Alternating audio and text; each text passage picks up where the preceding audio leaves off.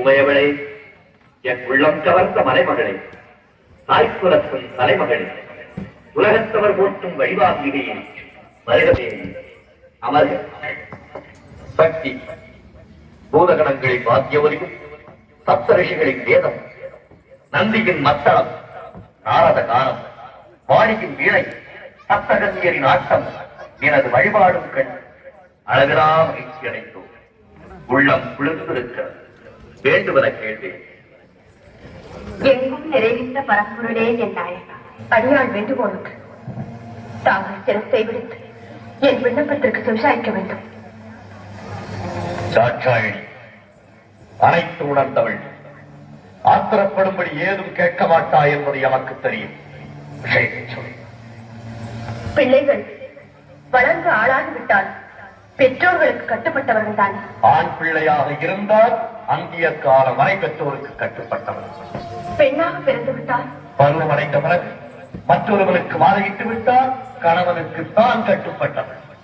மற்றொருவருக்கு மாலையிட்ட பின் பெற்றவர்களை அந்த பெண் மறந்துவிட வேண்டியதுதான். சுற்றி வளைத்து நீ எங்கு வருகிறாய் என்று எமக்கு புரிகிறது.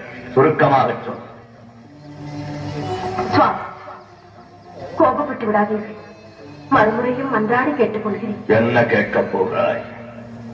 என் தந்தை தர்ஷன் நடத்தும் யாகத்திற்கு சென்று வர வேண்டும் என்று மனதில் தோன்றுகிறது. உத்தரவு கொடுப்பீர்களா? என்னை அவமானப்படுத்த வேண்டும் என்பதற்காகவே எனக்கு அழைப்பு விடுக்காமல் யாகத்தை தொடங்கி இருக்கிறான் தர்ஷன். எனக்கு வழக்கமாக சேர வேண்டிய அவன் பாகத்தையும் தர மறுக்கிறான். அப்படிப்பட்ட கொடியவன் நடத்தும் யாகத்திற்கு நீ தருவதா? நீ தந்தையாக இருப்பதா? அவன் தலை மறைப்பதா? அதற்கு நான் உத்தரவு தருவதா?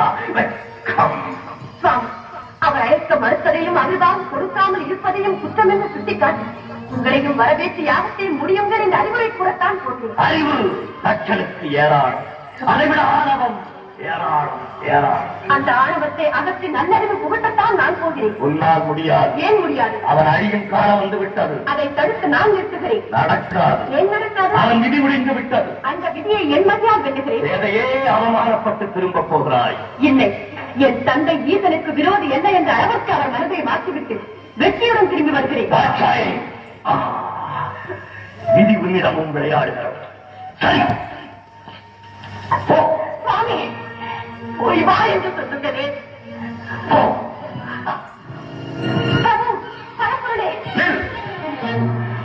எங்கு வந்தாய்? எதற்காக வந்தாய்? எந்த முகத்தோடு என்னை பார்க்க வந்தாய்? ஐயனே, என்னை மன்னித்து விடுங்கள்.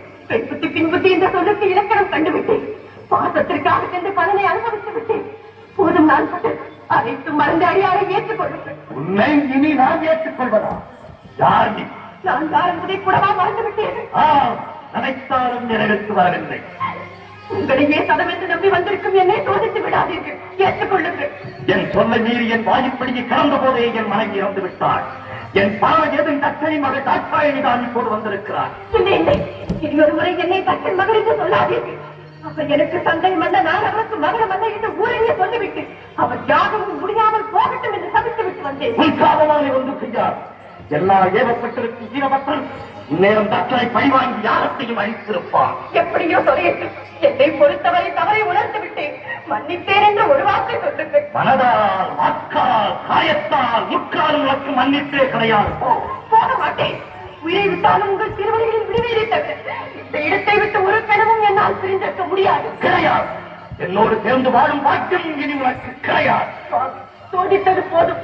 இனி வேதனையை என்னால் தாழ முடியாது. ஏற்றுக்கொள்ளுங்கள். பக்தி, இரவை மறந்து தக்கன் மகள் என்ற பாசத்தால் தவறு செய்து விட்டாய். இதற்கு தக்க தண்டனை நீ என்னை பிரிந்திருக்க வேண்டியது. தவறு செய்வது மனித இனம், மன்னிப்பது தெய்வீக குணம் என்று உலகிற்கே உபதேசம் செய்த தாங்களா இப்படி பேசுகிறீர்கள்? உன் தவறுக்கு மன்னிப்பே கிடையாது. அப்படி முடிவு கட்டி விடாதீர்கள். என்னை பிரிந்து தனிமையில் இருக்க வேண்டாம். உன் துறை இனி எனக்கு தேவையில்லை. உலகில் இனி நானே தனித்து எஞ்சிக் கொள்வோம். உறுதியாகத்தான் சொல்கிறீர்களா? இறுதியாகவும் சொல்லுகிறேன். எங்கே என்னை பார்த்து இனி ஒரு முறை சொல்லுங்கள். உன் முகத்தை பார்க்கவும் தயாராகில்லை. ஈசனே, என் துணையின்றி உம்மால் ஒரு காலம் தனித்து இயங்க முடியாது என்பதை நன்றாக நினைவில் வைத்துக் கொள்ளும். சக்தி ஆணவத்தால் அழியாதே. சர்வம் சிவமயம். பூதகணங்கள் மற்றும் உங்கள் சகாக்கள் அனைவரையும் அழைத்து கேளுங்கள். சக்தி இல்லையே சிவம் இல்லை என்று தக்க பதில் கூறுவார்கள். தகாத வார்த்தைகள் பேசாதே. சிவம் தான் உலகில் இல்லை, சக்திதான். சிவம் இல்லையே சக்தி இல்லை, சக்தி இல்லையே சிவம் இல்லை. சிவம் தான் பெரியது, சக்திதான் பெரிது.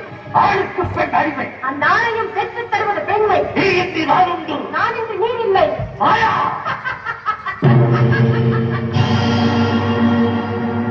சக்தி இல்லையே சர்வலோகம் இருள் கொண்டு இது தாங்கள் அறியாததா?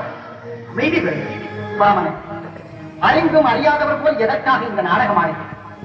சக்தி இல்லையே சிவம் இல்லை, சிவம் இல்லையே சக்தி, இருவரும் சேர்ந்திருப்பதுதானே உலகம்.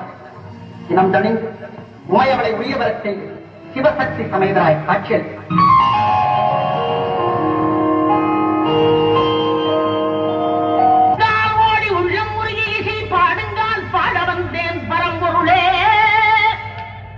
ஓடுங்கால் ஓடி உள்ள முருகீசி பாடுங்கால் பாட வந்தேன் பரம்பொருளே.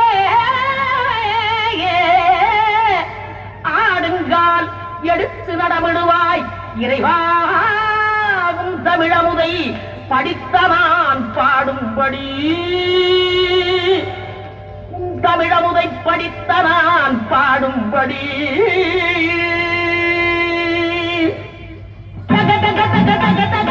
ஆடவா சிவசக்தி சக்தி சக்தியோடு ஆடவா.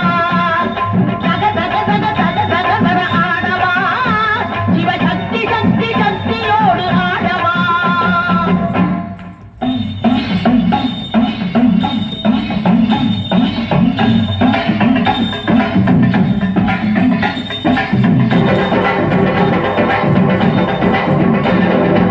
ஆலகாலனே ஆலங்காட்டினில் ஆடிடும்